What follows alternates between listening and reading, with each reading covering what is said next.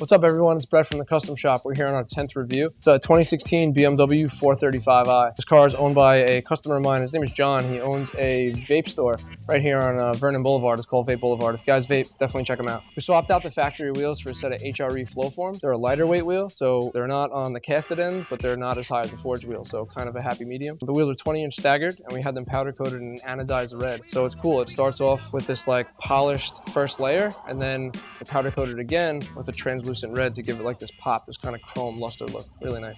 The wheels are wrapped in a Nitto Invo tire, so a really high performance summer tire. The car is lowered on a set of sports springs, so it gives it like a 1.5-inch drop or 1.3 all around.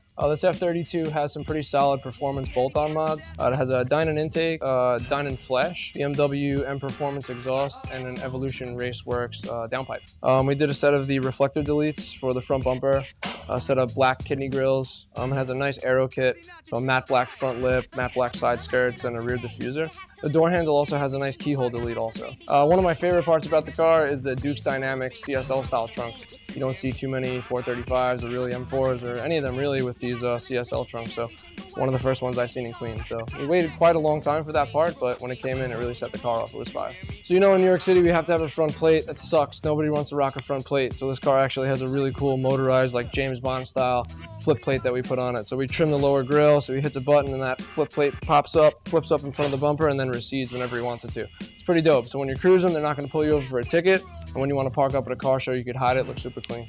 435 is definitely a dope car. With some bolt-ons and tuning, you could definitely get them up to the numbers of an M car.